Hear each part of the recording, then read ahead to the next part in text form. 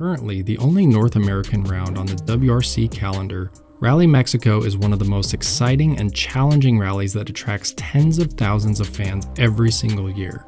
But what kind of challenges does this rally throw at cars and drivers? First, let's take a look at a little bit of the history of the rally. Rally Mexico began life in 1979. It ran off and on for 2 decades before the organizers put in their bid to be included in the WRC calendar. Throughout that time, they ran the event in multiple locations around Mexico, like Valle de Bravo and Ensenada, before moving it to its current home in León, Guanajuato.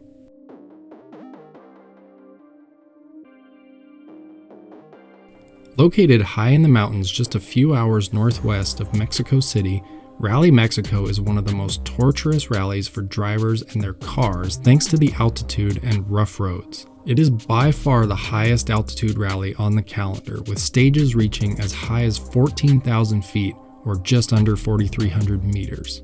At that altitude, the cars are starved for air and down on power upwards of 30%. So teams create custom engine maps for this event specifically to compensate for that.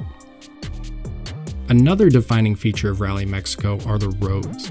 The rally typically begins at night in the vibrant mountain town of Guanajuato, where the stages feature tarmac and cobblestone streets. In the following days, teams make their way into the winding roads high in the mountains surrounding León and Guanajuato. These tight technical roads are rough and rocky, and they're littered with unavoidable hidden hazards. Over the years, those stages have taken their tolls on cars and teams, which has led to some seriously memorable moments. Here are a few of the top moments from Rally Mexico over the years. One man who knows how to finish with a flair is Kris Meeke.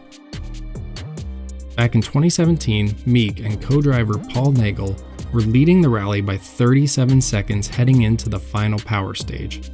Meeke was absolutely on fire, and with only 2 corners left in the rally, he went off the road, launching his Citroen into a spectator parking lot. In all of the chaos, he lost track of where he was and how to get back on the stage. After weaving between cars in the parking lot for what felt like an eternity, he finally made it back to the stage and across the finish line with only seconds to spare, just barely winning the rally. Another very memorable moment took place off the stages with Thierry Neuville when his car ran low on coolant. Unfortunately, when they pulled over to the side of the road to fix it in between stages, they didn't have any water or coolant to refill the radiator. Luckily, a fan had the perfect replacement, a giant bottle of Corona. Not only did it get Thierry back on the road, it turned into a fantastic advertising opportunity for Corona. While there have been countless moments over the years, the one that really takes the cake by a country mile was the moment in 2015 when a piece of suspension broke on Tänak's Ford Fiesta WRC, forcing the car to launch off a corner, roll down an embankment, and into a lake. Both Tänak and his co-driver were able to make it out before the car sank to the bottom of the lake. And that wasn't even the end of the tale, or their rally for that matter. M Sport did the impossible and got the car drivable within hours and got Oit back out on the stages the following day.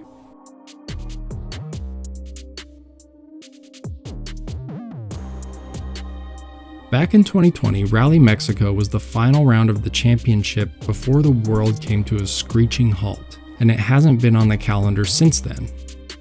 Thankfully, it was added back onto it for the 2023 season, and I for one hope to see it remain there long into the future.